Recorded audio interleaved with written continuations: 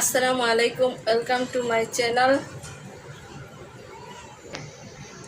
আমি আজকে রান্না করছি পুঁই শাকের পাকোড়া। আমার পুঁই শাকের পাকোড়া রান্না করতে লাগবে পুঁই শাক, যেটা আমি কুচি কুচি করে নিয়েছি, আর এখানে ডাল পেস্ট করা আছে, চালের গুঁড়ো পেস্ট, এখানে লবণ, হলুদ, মরিচ, জিরা গুঁড়া, আদা বাটা এবং রসুন বাটা 1 চা চামচ, ডিম, আমি এখানে সিদ্ধ ডিম নিয়েছি।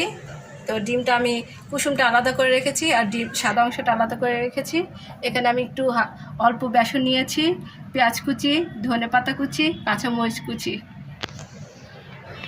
আসসালামু আলাইকুম, ওয়েলকাম টু মাই চ্যানেল। আমি আজকে রান্না করছি পুঁই শাকের পাকোড়া। আর আমার পুঁই শাকের পাকোড়া রান্না করতে লাগছে পুঁই শাক আমি কুচি কুচি করে নিয়েছি, আর সাথে লাগছে ডাল পেস্ট, চালের গুঁড়ো, লবণ, হলুদ, জিরা গুঁড়ো, মরিচ গুঁড়ো, আদা এবং রসুন পেস্ট 1 চা চামচ। আমি এখানে নিয়েছি ডিম সিদ্ধটা আমি আলাদা, কুসুমটা আলাদা করে রেখেছি, সাদা অংশটা আলাদা করে রেখেছি। বেসন নিয়েছি, পেঁয়াজ কুচি, কাঁচামরিচ কুচি, ধনেপাতা কুচি।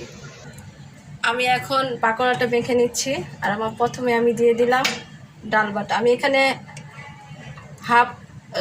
হাফ চা চামচ, হাফ কাপ ডাল দিলাম। এখন দিব হাফ কাপ চাল বাটা দিয়ে দিয়েছি।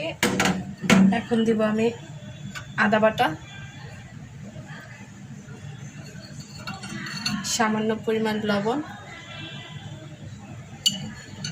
এখন দিয়ে দিচ্ছি মরিচ গুঁড়া, তারপর দিয়ে দিচ্ছি হলুদ গুঁড়ো, এরপর দিয়ে দিলাম জিরা গুঁড়ো, এখন দিয়ে দিচ্ছি পেঁয়াজ কুচি, তারপর দিয়ে দিলাম কাঁচামরিচ কুচি, এরপর দিয়ে দিচ্ছি ধনেপাতা কুচি, এবার দিয়ে দিলাম ডিমের কুসুমটা। আর আমি ডিমের সাদা অংশটা হাফ দিলাম আর হাফ রেখে দিলাম। এরপর দিয়ে দিচ্ছি বেসন দিলাম এখানে আধা কাপ। এখন আমি এটা সম্পূর্ণটা মেখে নিব।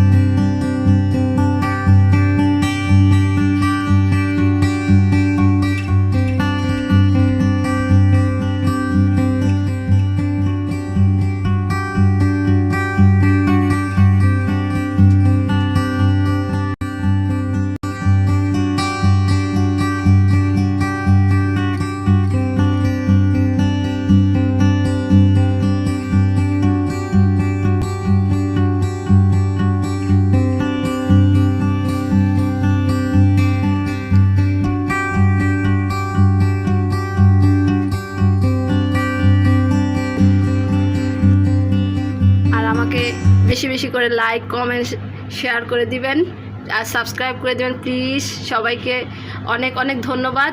আজকে জন্য এখানেই শেষ করলাম। আল্লাহ হাফেজ, টাটা, বাই বাই।